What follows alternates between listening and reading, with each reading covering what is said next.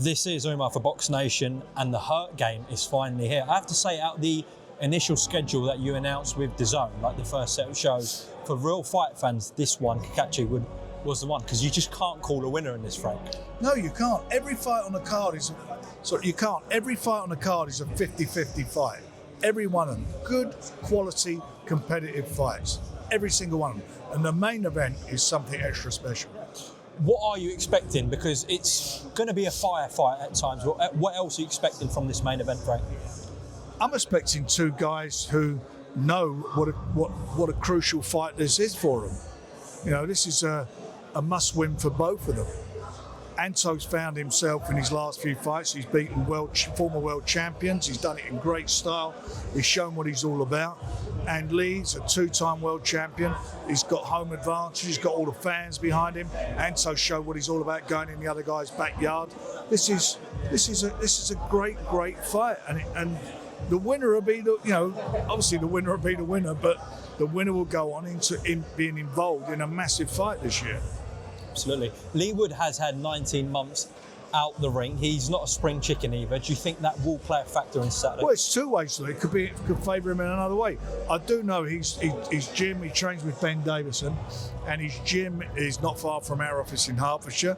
And we've met a few times. Obviously, when we've done this deal, and he always looks in great shape. And he's in the gym training all the time. So we'll see. Okay, but the momentum Anto's had with those wins over Cordina and Warrington, I mean, outside of Daniel Dubois, I think he had the best 2024. Oh, yeah. Well, him and Nick Ball. Correct. You know, all of them. They've all done extremely well. And for Anto, to get that light bulb moment to turn his career around, he's had that talent and finally penny dropped and shown what he's all about and done it in style. Now you look at what's happened here. I mean, this is a main event on DAZN. The Motorpoint Arena, I believe, is nearly sold out. Yeah. Fully happy with the decision that Anto made to vacate that title and take this fight. Look, we've made a fight that the public know the fighters are. They're good quality fighters, and that shows that everybody's got an opinion on this fight, who's going to win it. Everybody's saying it's a great fight. You know, it's a 4-star, 5-star fight. That's what it is. And the winner will go on and fight again, for the IBO title, but the winner will go on and fight for one of the other belts. They're both, very big punchers, heavy-handed. Do you think this doesn't go the distance? I don't think it will. I don't think it will at all. It's been a while since you've been in Nottingham, Frank. A long time since Amir Khan, yeah. Happy to be back here? Yeah, I love it. I mean, it's a lovely city. The venue's electric. It's an electric venue.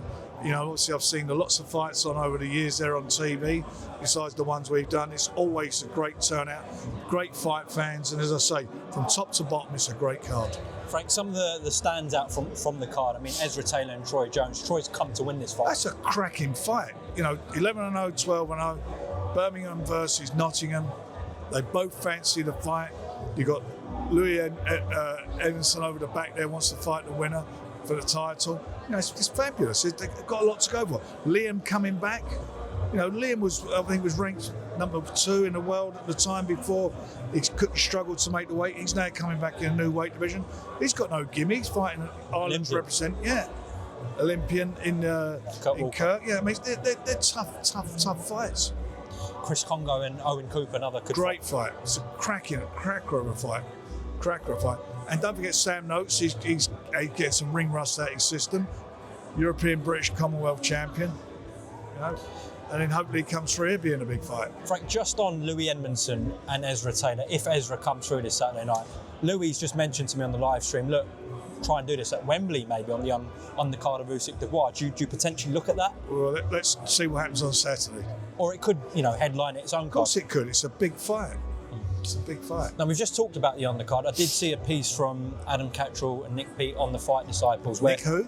Nick Peet and Adam Catterall on the Fight Disciples said it's a very good main event this Saturday night, but did criticise the undercard. They what? They criticised the undercard. I suppose it's a bit like when I criticise his show. Unfortunately, I don't know what it is about him. He has his opinion. He's there to give his opinion. I mean, he talks a lot of shit sometimes, or probably most of the time.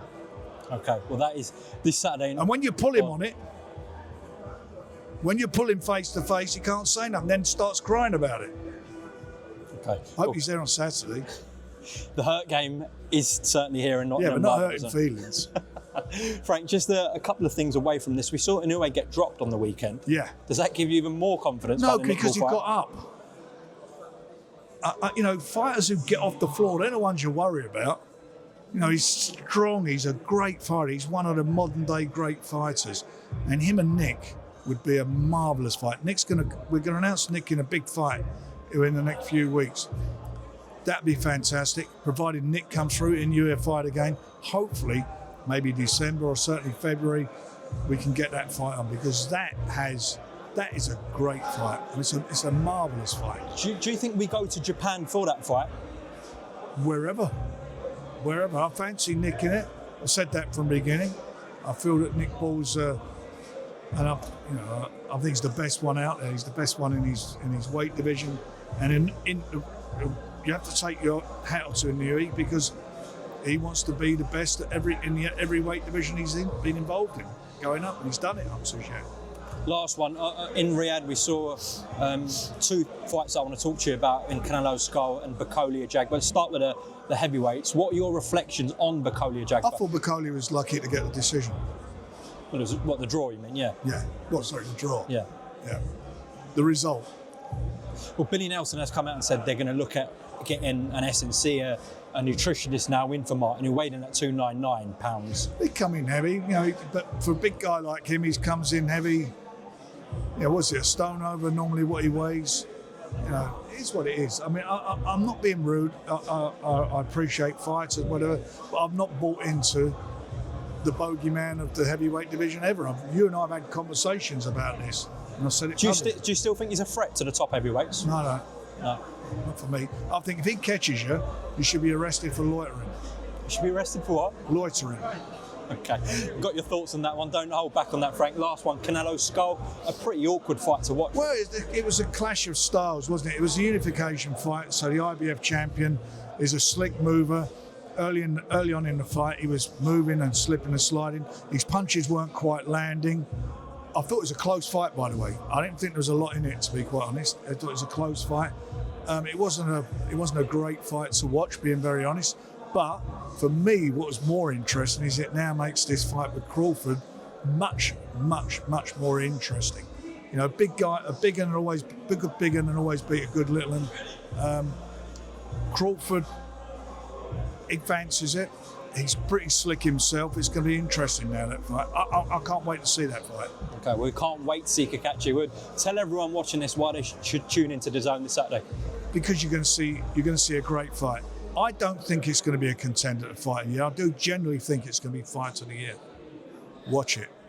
Two real competitive fighters. Styles make fights, and that's what you're going to get a fight. Queensbury. The biggest fights. And the biggest nights. Home of champions. The home of knockouts. There's no way back from this! The home of the future. And this is it! The global home of boxing. Queensbury, exclusively on DAZN.